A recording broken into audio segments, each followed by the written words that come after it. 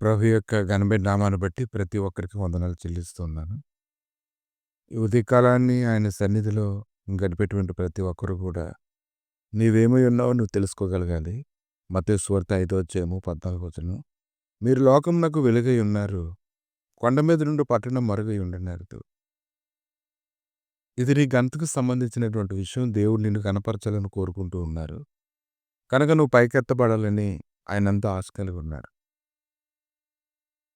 మత్తయి సువార్త 5వ అధ్యాయము 16వ వచనంలో మనుషులు మీ సత్క్రియలను చూచి పరలోకమందున మీ తండ్రిని మహిమపరచినట్లు వారి ఎదుట మీ వెలుగు ప్రకాశింపనీయుడి. నువ్వు ఎప్పుడైతే ఆయన్ని ఎంత ఎక్కువగా గనపరచాలని కోరుకుంటావో అంత ఎక్కువగా నువ్వు పైకెత్తబడతావని నువ్వు తెలుసుకోగలగాలి.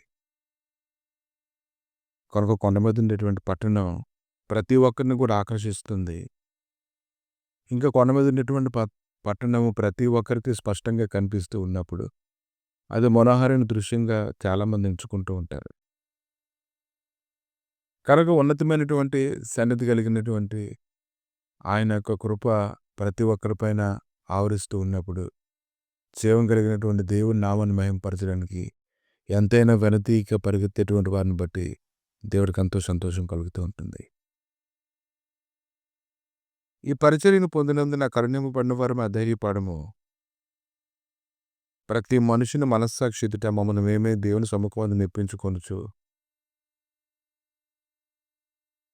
ఉన్నామని అపోస్తలుడైన పౌలు ప్రతి ఒక్కరికి కూడా ప్రకటిస్తూ ఉన్నారు. ఆకాశం ఆయన సింహాసనము, భూమి ఆయన పాదపీఠము. అటువంటి జీవం కలిగిన దేవుని గురించి ప్రకటించడానికి అతడు అధైర్యపడకుండా సత్యాన్ని ప్రత్యక్షపరచడానికి ప్రతి మనుషుని మనస్సాక్షి ఎదుట మమ్మల్ని మేమే దేవుని సముఖమందు మెత్తించుకొనుచున్నామని అపోస్తలుడైన పౌలు మాట్లాడుతున్నారు. కనుక నీ వెలుగు ప్రకాశింపజేయాలి. అనేక మనుషులకు అది వెలుగుగా ఉండాలి. అనేక మంది నీ వైపు చూడగలగాలి. అనేక మంది ఆ దేవుని యొక్క మందిరంలోకి పరిగెత్తుకొని వచ్చేలా చేయాలి. అంచెదినములలో పర్వతములపైన యెహోవా మందిర పర్వత శిఖరమును స్థిరపరచబడి కొండల కంటే ఎత్తుగా ఎత్తబడును. ప్రవాహం వచ్చినట్లు సమస్త అన్యజనులు దానిలోకి వచ్చెదరు.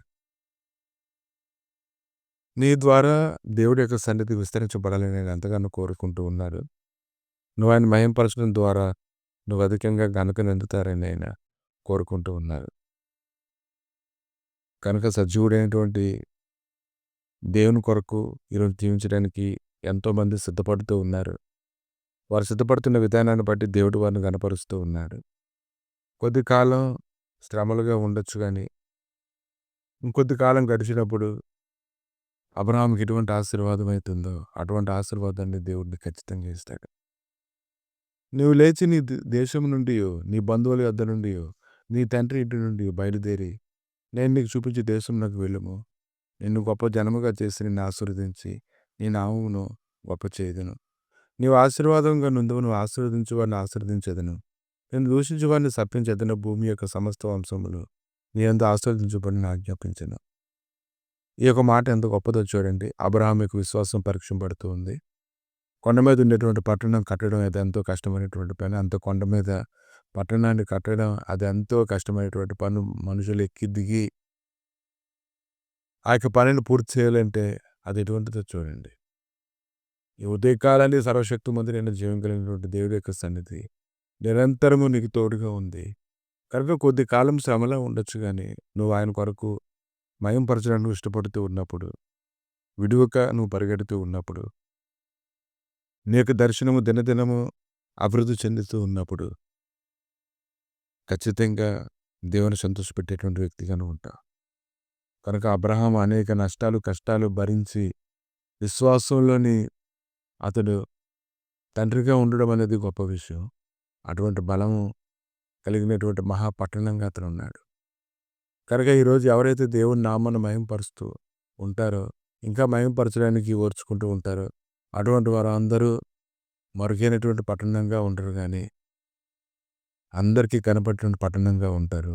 నువ్వు అటువంటి ఘనతలు ఉండాలని ఉదయకాలని దేవుడు కోరుకుంటూ ఉన్నాడు. ప్రభా ఈ ఉదయకాలని నీ దయగలిగిన హస్తాలకు అప్పగించి స్తుతిస్తుండగా నీ గొప్ప కార్యములనైనా మీరు జరిగించి నీ గొప్ప మహత్యం కనపరిచి అన్ని విషయములలోనైనా మీ నీతో నడిపించమని నీ సమాధానకరమైన సన్నిధి మొదలు సదాకాలం తోడుగా ఉంచమని ప్రతి ఒక్కరూ ప్రభు నీ నామాన్ని కనపరిచినటువంటి వారుగా ఉంచి మహిమ పొందుతున్నాను. యేసుక్రీస్తు నామంలో అడిగి వేడుకుంటున్నాము. ఆమె